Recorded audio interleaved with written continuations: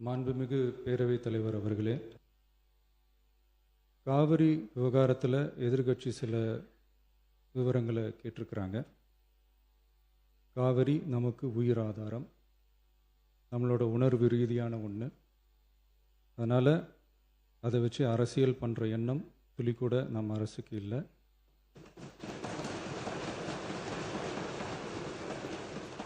அதுக்கான அவசியமும் இல்லை. மேகதாது விவகாரத்தில் நாம் எல்லாரும் சேர்ந்து தான் தீர்மானம் போட்டோம்.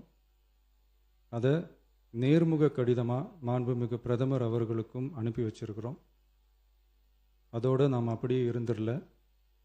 ராஜ்யசபாவில் ஒன்றிய ஜல் சக்தி துறை இணை அமைச்சர் மேகதாது அணை பற்றி முழு விவரங்களை குறிப்பிடலைன்னு தெரிஞ்சதும் காவிரி நடுவர் மன்றத்தின் இறுதி தீர்ப்பு மற்றும் மாண்புமிகு சுப்ரீம் கோர்ட் தீர்ப்பு சம்பந்தமான விதிகள் மற்றும் பத்திகளை கோட் பண்ணி மேகதாது திட்டத்துக்கு எந்த விதமான சட்டபூர்வமான அனுமதியோ நிர்வாக அனுமதியோ வழங்கக்கூடாதுன்னு மாண்புமிகு பிரதமர் அவர்களுக்கு அடுத்த நாளே நேர்முக கடிதம் எழுதினோம்.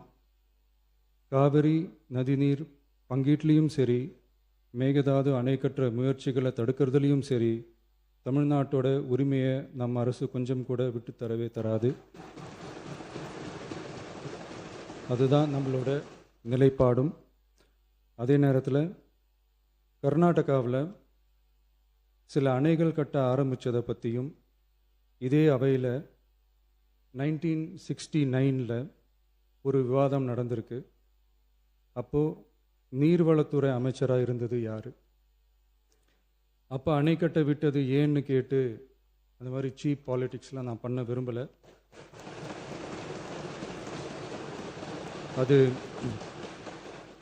அது நம்ம நோக்கமும் இல்லை. ஏன்னா காவிரி விவகாரத்தை ரொம்ப கவனமாக கையாளணும். எந்த கட்சி ஆளுகிறது, எந்த கட்சிக்கு பெருமை, யாருக்கு பெருமைன்னெலாம் பார்க்கக்கூடாது. இது தமிழக மக்களுடைய பிரச்சனை அப்படின்னு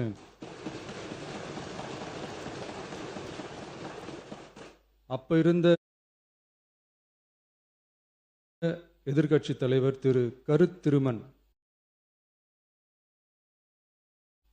அவர்கள் சொன்னதை இந்த சபையில் சொல்ல விரும்புகிறேன். காவிரி பிரச்சனையில் சம்பந்தப்பட்ட 2 மாநிலங்களும் ஒன்றிய அரசும் உட்கார்ந்து முடிவெடுக்கணும்னு 1969 இந்த சபையில் பேசியிருக்கிறாங்க. அதுக்கப்புறம் நிலைமை வேறு மாதிரியெல்லாம் போயிடுச்சுன்னும் நம்ம எல்லாருக்குமே தெரிஞ்சது தான். சட்டப்படி இந்த பிரச்சனையை அணுகிறதுல நாம் உறுதியாக இருக்கிறோம், அதில் மாற்றமே இல்லை. இருந்தாலும் ஒரு அட்டெம்ப்ட் எடுத்து பார்க்கலாம்னு தோணுனது தான் அந்த பெங்களூர் விசிட். அப்படி ஒரு விசிட் பற்றி ஃபஸ்ட்டு யோசித்து கேட்டதும் நான் தான்.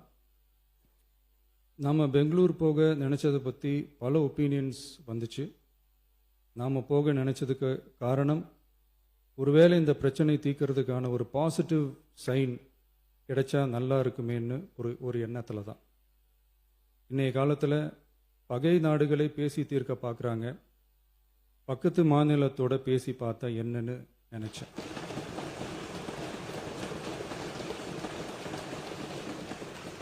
அதனால தான் அப்படி ஒரு அட்டெம்ப்ட் எடுக்க நான் ட்ரை பண்ணோம். ஒருவேளை அந்த அட்டெம்ப்டில் ஒரு அவமானம் நேர்ந்தால் என்ன செய்யன்னு சில பேர் கேட்டாங்க.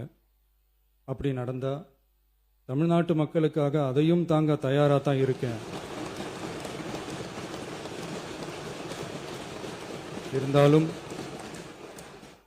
இருந்தாலும் நம்ம மேலே அன்பு காட்டின அத்தனை பேருக்கும் என்னோட நன்றிகள்.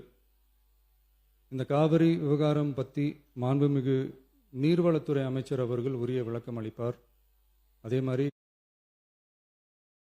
காவிரி பிரச்சனையால் பாதிக்கப்பட்ட விவசாயிகளுக்கான அந்த இன்சூரன்ஸ்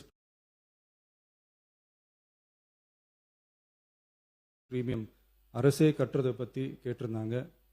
அதுக்கான விரிவான பதிலை மாண்புமிகு விவசாய அமைச்சர் அவர்கள் தருவார். அப்புறம் இந்த குறுவை சாகுபடிக்கு அந்த நிவாரண தொகுப்பு பற்றி எதிர்கட்சியிலேருந்து கேட்டிருந்தாங்க. அந்த நிவாரண தொகுப்பு பற்றி எதிர்கட்சியிலேருந்து கேட்டிருந்தாங்க. அந்த குறுவை சாகுபடிக்கு அந்த நிவாரணம் ஏற்கனவே கொடுத்தாச்சு, வழங்கியாச்சு. இது வந்து அரசியலே நாங்கள் தான் அப்படின்னு சொல்லிக்கிறவங்களுக்கு இது எப்படி தெரியாமல் போச்சுன்னு எனக்கு தெரியல.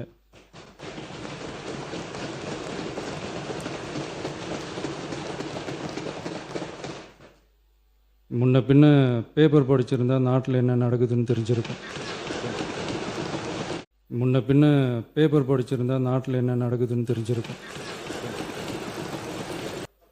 ஸ்பெஷல் பேக்கேஜ்னா நீங்க கொடுத்தது 134 கோடி கொடுத்தீங்க. அது அனைத்து அரசுலையும் கொடுக்கறக்கூடிய ஸ்பெஷல் பேக்கேஜ் தான். இப்ப வறட்சி நிவாரண நிதி அவங்க கேட்கறாங்க. இது ரெண்டுத்துக்கும் வித்தியாசம் தெரிஞ்சுக்க வேண்டும். இது வெறும் டெய்லி காலைல பேப்பர் படிச்சா மட்டும் பத்தாது. அங்க அனைத்து கட்சி கூட்டத்தை கூட்டி அனைத்து விவசாயிகளோடையும் போய் கலந்து பேசி அவங்களுடைய கோரிக்கைகள் என்னன்னு நீங்க தயவு செய்து கேட்டுக்கொள்ள வேண்டும். அதே மாதிரி